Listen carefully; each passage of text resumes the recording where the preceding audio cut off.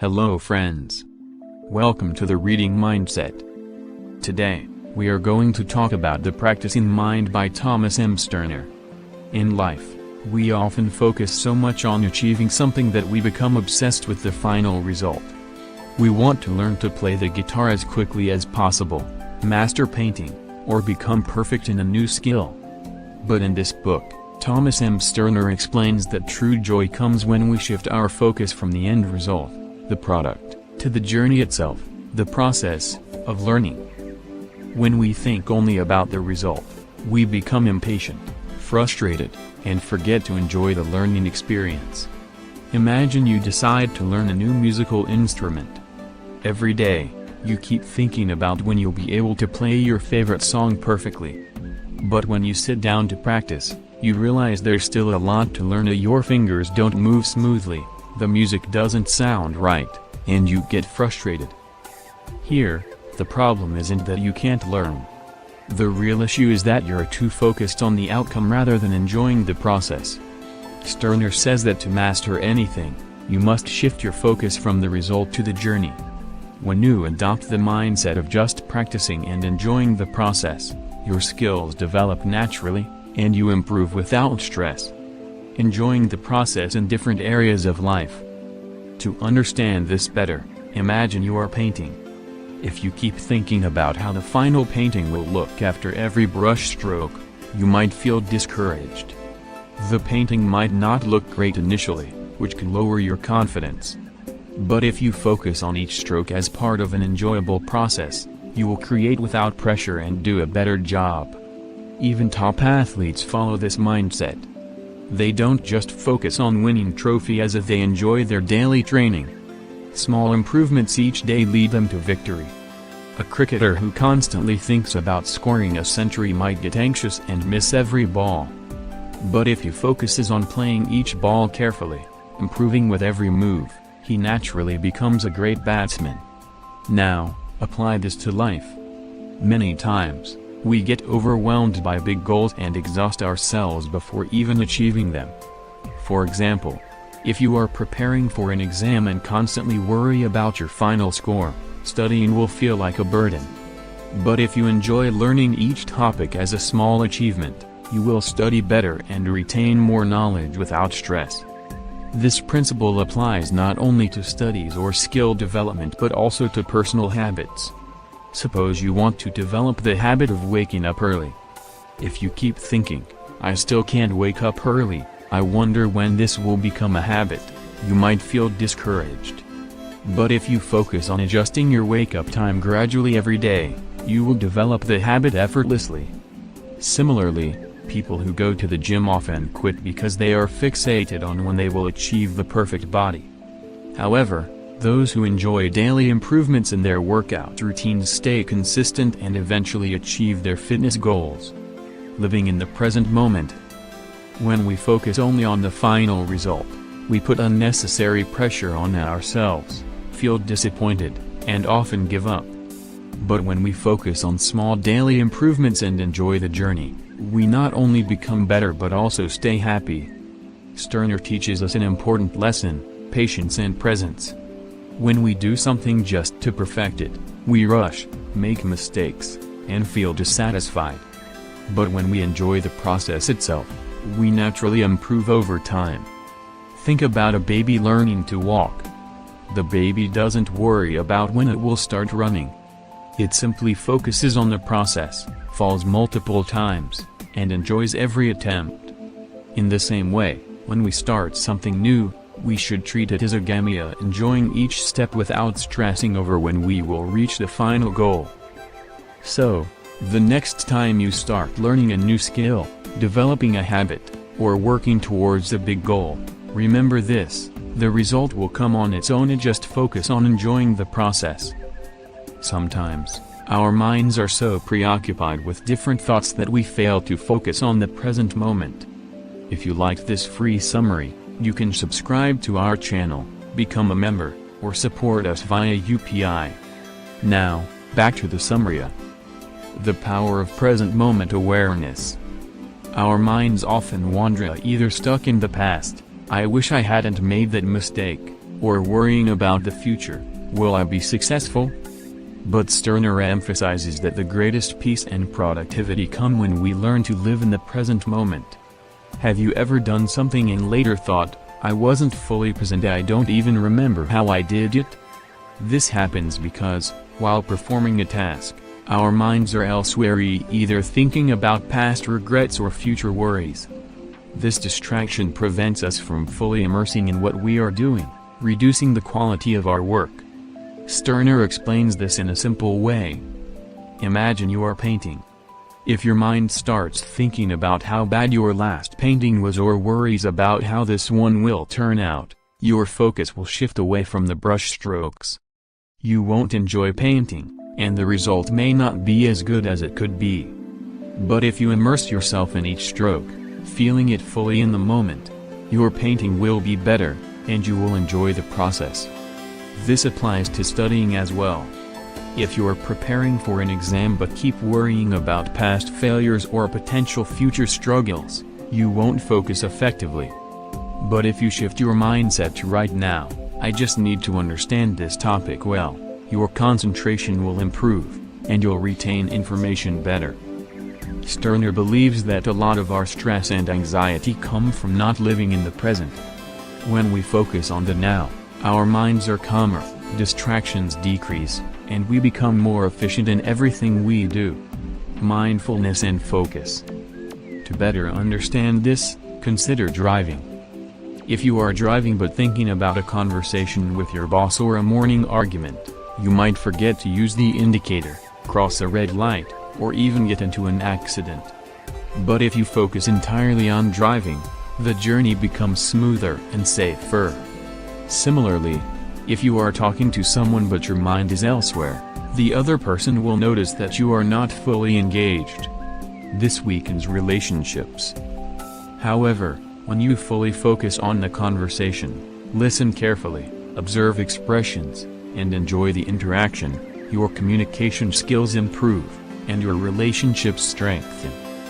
Another great example is mindful eating. If you eat while scrolling on your phone or thinking about something else, you won't fully enjoy the taste of the food. But if you focus on each bite, savoring the flavors, the same meal becomes much more enjoyable. Mastering self-control. Stirner also teaches that our biggest battle is not with others but with ourselves. Many times, we experience moments where our mind wants one thing, but we know what is actually right. For example, you decide to wake up early, but when the alarm rings, your mind says, let's sleep a little more. This is where self-control plays a role. If you can master your mind and consistently make the right choices, you can achieve anything. Self-control doesn't mean suppressing desire, it means understanding what is truly beneficial and choosing it, even when temptations arise. Imagine you're following a diet, and you know avoiding junk food is best for you. But when you see your favorite fast food, your mind says, just eat today, we'll control it tomorrow. If you don't manage your thoughts, you'll stay stuck in this cycle and never reach your fitness goals. Stirner explains in depth that self-control is not just about external habits but is entirely connected to our mindset. When we let our minds wander without control, they tend to gravitate toward all kinds of unwanted things and negative thoughts, distractions, and lack of focus. Imagine your mind as a wild horse. If you don't train it, it will run in every direction, often leading you to chaos. But if you gradually train it and guide it on the right path, that same horse will take you exactly where you want to go. Our mind works the same way. If we don't learn to control it, it leads us toward bad habits, distractions, and unnecessary struggles. But if we master the skill of self-control, our mind becomes a powerful tool that helps us achieve our true goals. Stirner also emphasizes an important point. Self-control is not just needed for achieving big goals, it is essential in every small moment of life. Suppose you are working on a project, and you feel like checking social media for a few minutes. If you don't stop yourself, those few minutes can easily turn into hours without you even realizing it. That's why people who learn to control their small habits are the ones who bring about significant changes in the long run. Another fascinating aspect of self-control is that it brings discipline and stability into our lives. When we learn to control ourselves in any situation, we become less affected by external factors. Imagine someone trying to make you angry. If you lack self-control, you will react instantly and may say something you regret later. But if you have self-control, you will calmly analyze the situation and respond wisely. Take another example. If you are a student and need to study, but your mind craves video games, you know studying is essential, yet your brain says, just 10 minutes of gaming. If you control yourself in that moment and focus on your studies, you take a step in the right direction for your future. But if you give in to distractions repeatedly, this habit gradually pulls you away from productive activities. Stirner's key lesson is that self-control is not an inborn quality, it is a skill that can be developed through practice. This means that if you struggle with controlling your thoughts and actions now, it doesn't mean you can't learn it. The more you work on it, the better you will become. How to develop self-control. 1. Awareness. If you don't even realize where you're losing control over your thoughts and behaviors, it will be difficult to fix it.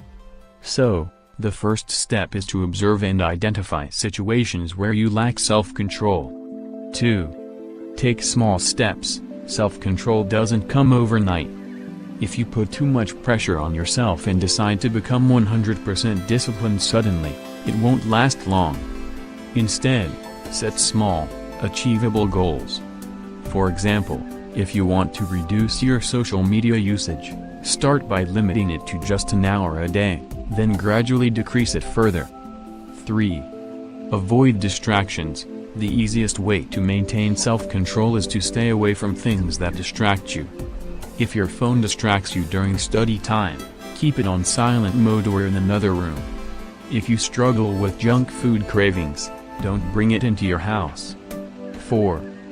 Be mindful. Whenever you feel your mind drifting in the wrong direction, pause for a second and ask yourself, is this the right thing to do? Many times, just this small act of self-awareness can help you regain control over your actions. Self-control is like a superpower. Those who master it can take charge of their lives, reach their goals, improve their habits, and manage their emotions better. But those who don't practice it become slaves to their impulses and distractions. The real question is not whether you have self-control or not, the question is whether you are ready to learn and practice it. If your answer is yes, start paying attention to your small daily decisions, and you will see how your life gradually improves. The power of the practicing mind. Have you ever noticed how we set high expectations for ourselves when learning something new? Suppose you start learning the guitar and expect to become perfect within a week. But as soon as you start making mistakes, you feel discouraged and think, maybe this isn't for me. This is where the practicing mind concept comes in. Stirner explains that if we approach learning with a common focused mindset without judgment or anxiety, we grow faster and enjoy the process more. The practicing mind means focusing on the process rather than worrying about perfection. Imagine you are painting. If you overthink every brush stroke, questioning whether it looks right or whether the final painting will be good, you won't enjoy the process. But if you paint with the mindset that you are simply learning and improving with each stroke, you will be more relaxed and creative. The same applies to learning any skill. Suppose you are learning the piano. If you get frustrated every time you make a mistake and think, why can't I do this properly? Your mind will get tense, and you'll make even more mistakes. But if you see it as part of the learning process, you will improve without unnecessary stress. Stirner highlights two major benefits of adopting a practicing mind. 1. Peace of mind. When we stop seeking perfection and simply focus on practice, the pressure disappears, and we feel more at ease. 2. Better focus. Without the burden of expectations, we concentrate better on the task at hand. The DC method: do, observe, correct. One powerful technique Stirner suggests is the DC method: do, observe, correct. It means 1. Do, take action without overthinking. 2. Observe, analyze what went well and what didn't. 3. Correct, improve based on what you observed, without emotional stress. For example, if you are learning to drive and keep worrying about making mistakes while shifting gears, you will struggle. But if you simply try, observe, and correct, you will learn faster without unnecessary frustration. The biggest advantage of this method is that it prevents negative emotions from taking over. When we judge ourselves too harshly, we become anxious and hesitant to try new things. But if we remind ourselves, I am just learning, and every mistake is an opportunity to improve, we stay relaxed and progress faster. Think about a musician learning to play the piano. If they get angry at themselves every time they hit the wrong note, they will become tense and make more mistakes. But if they think, okay, I made a mistake, now let me see what went wrong and improve it, they will learn quickly without mental pressure. Stirner explains that when learning